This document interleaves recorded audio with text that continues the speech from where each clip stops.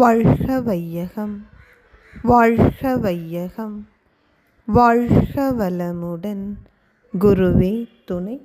அனைவருக்கும் இனிய காலை வணக்கம். ஆசான் அருட்தந்தை வேதாத்ரி மகரிஷி அவர்களது ஞான களஞ்சிய கவிதைகள் பார்த்து கொண்டிருக்கிறோம். இன்று கவி எண் 102 அறிவு உயர்ந்து வருகிறது என்னும் தலைப்பில் அமைந்த கவிதை. புத்தர் என்பார் எழுப்பிய இக்கேள்விகட்கு பூவுலகில் இன்று பலர் விடை சொல்வார்கள். எத்தனையோ இயற்கை அதன் இரகசியங்கள் இதுவரையில் அறிஞர் பலர் கண்டுவிட்டார். நித்த நித்தம் உலக நலம் நாடி அன்னார் நேர்மையுடன் திட்டங்கள் தீட்டுகின்றார். அத்தனையும் அண்மையிலே செயலாய் மாறும் அடிப்படையாம் பொருள்துறை சீர்திருந்தி விட்டால்.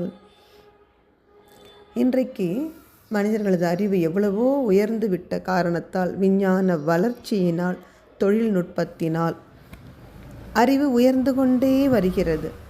அதன் காரணமாக அன்று புத்தர் எழுப்பிய இந்த 3 கேள்விகளுக்கு, நோய், முதுமை, மரணம், இந்த 3க்கும் இன்றைக்கு இந்த உலகில் வாழ்கின்ற பலருக்கு விடை தெரியும்.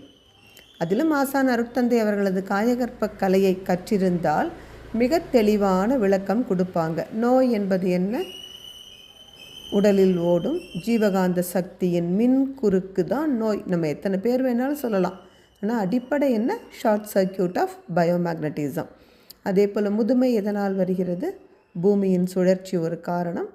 ஜீவவித்து குழம்பினுடைய குறைபாடு.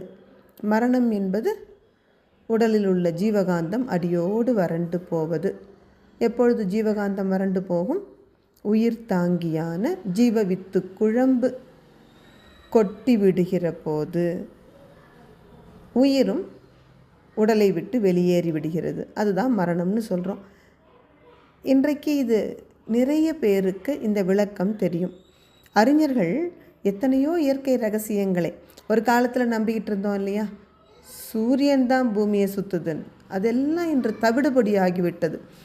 அறிஞர்கள் இயற்கையின் ரகசியங்கள் எத்தனையோ ரகசியங்களின் முடிச்சை அவிழ்த்து விட்டார்கள். அது மட்டுமல்ல, இன்னமும் கூட அறிவில் உயர்ந்தவர்கள் இந்த மனித குலம் நலமாக வாழ வேண்டி எத்தனையோ திட்டங்களை தீட்டிக்கொண்டு தான் இருக்கிறார்கள்.